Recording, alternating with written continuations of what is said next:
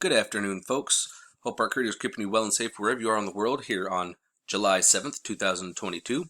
Please make sure to hit that like button and share this across other platforms so that we can let people know what's going on out in our solar system. If you happen to be new to the channel, please make sure to hit that subscribe button and the notification bell in case we have any critical future updates. And as we can see here, we actually got our arrival of our solar wind / combined CME. Was expecting it yesterday, but it arrived literally at noon UTC time, which means that it was moving a little bit slower than most of us were expecting, which honestly, that means that there's not a lot of power to it. However, when we actually zoom in and look here, you can see that this line here is -20. We actually got down almost to 20. We actually started dancing on it. So that actually lets us know that that was pretty powerful. Density definitely increased, but it looks like it came right back down again. So it was just a quick little punch according for the density of the plasma. Looking at our speeds did climb up a bit, but that's kind of where they were when they were back over here. So speed really wasn't a whole lot to worry about. Temperature, not really a whole lot. We were 10.5 Kelvin, so that's not too bad. But the BZBT, that's the only thing that's really got me going, wow, because that shows that our magnetic field is quite weak right now. I mean, the density smack was pretty good. I mean, it looks like right here we got up to about 55 centimeters cubed of plasma, which is that's pretty stiff, folks. I'm not gonna lie. But the speed wasn't very fast. Temperature, we didn't rise very much. So why are our magnetic poles so weak right now? Well, I've already discussed this. It's because they're moving. But let's go ahead and go on back and take a look at our KP index. Oh, come on. Here we go.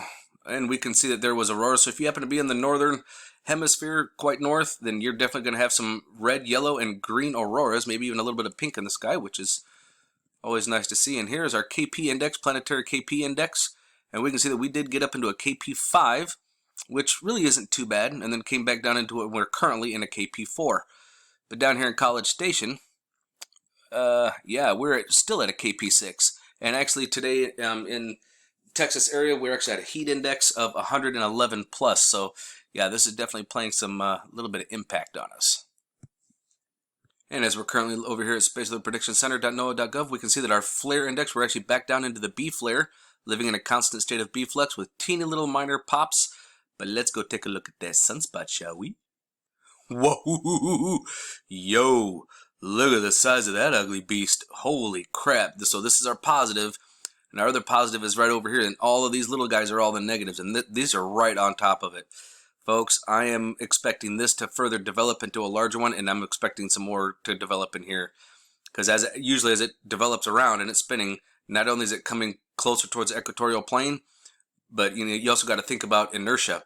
You got to think about your transfer of energy. It's like grab a kid by the hands and spin him around in a circle. What's going to happen? His feet are going to come up, so it's going to get down more towards the equatorial plane, basically the center of where the spinning is happening, and it's going to go up in size. So we'll have to keep an eye on this.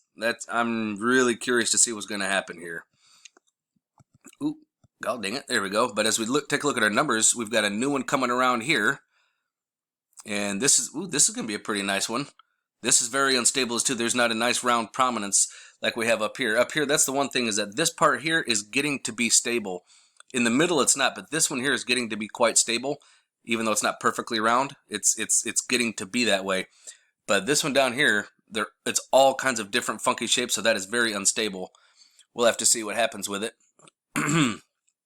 Let's look at our sunspot groups. We got a new one here, 2, 3, 4, 5, 6, 7, 8 Earth-facing sunspots.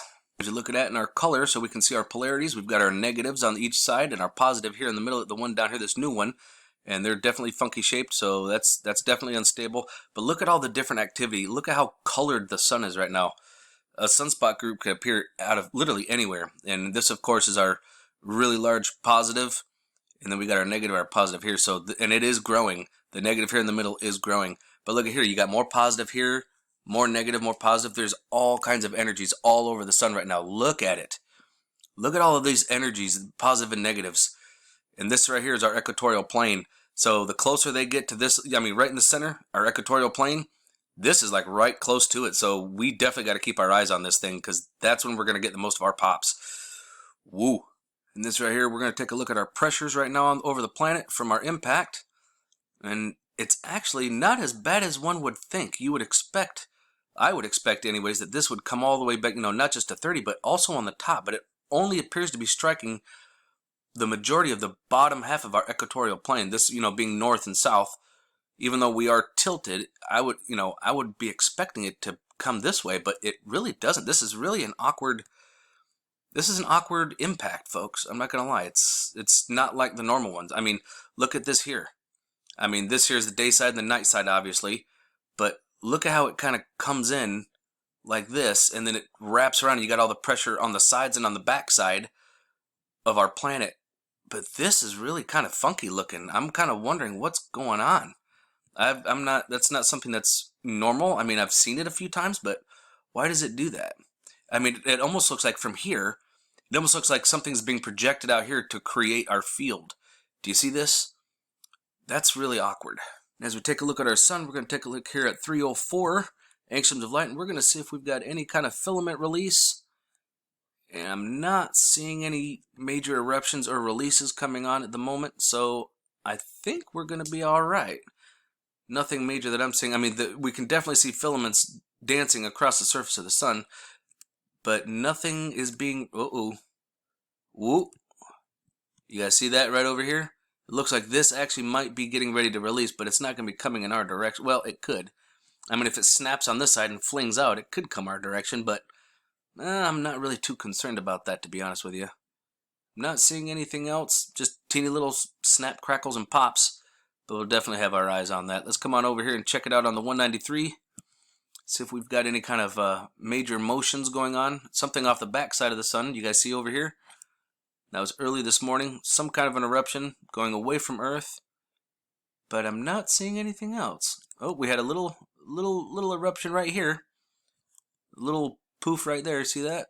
Not really coming at us, though. It just kind of went off in the other direction, and it's pretty weak. So we're good with that. Taking a quick look at our Schumann. Let's take a look at Italy. That's our electromagnetic field, and this is our Schumann currently. Let's come on down here. Oh, uh-oh. Look at these quick snap-ups. Yeah, that would be CERN right there. CERN kicking on here. And yet on the 4th, excuse me, the 5th, when they fired CERN up, it was like a nothing burger all day. Little bits in the morning that was carrying on from this, but then all of a sudden, before they come online, it's just silent. Maybe because no one dared to disturb the sound of silence. Interesting. Going over to the Russian Schumann, we'll take a quick look at this, and we do have some noise over on the Russian Schumann. Looks like we had a power up of about 27, and then she has come back down to, well, this actually is showing 24, but it looks like we actually did come back down to about 7.8 right again. Very interesting. Looking over at spaceweather.com, we're going to come over, we're going to take a look at our meteors, or our near-Earth objects, if you will. And today being the 7th, the only one we have, look at this, yesterday and today. 2 different meteors, 7 meters in size, running pretty close to the same speed, between 10.7 and 11.4 kilometers per second. This one, 0.2 lunar distances, definitely impacted the Earth. I'm going to tell you that right now. 0.4, probably impacted as well because it was so small it definitely got sucked in. So these 2 probably did impact. They might probably struck out in the ocean, but the majority of it would have burnt up in the atmosphere anyways. It would have just been a fireball looking up and then just poof into nothing. The 11th, this one's a little more significant, 21 meters, but quite a bit further away. And once again, this one's the one I've got way more, because I mean, honestly, anything over 20 I'd have my eyes on, but woo, this one. Eyes open, no fear, and remember that love is the only way forward. Solar Wolf out.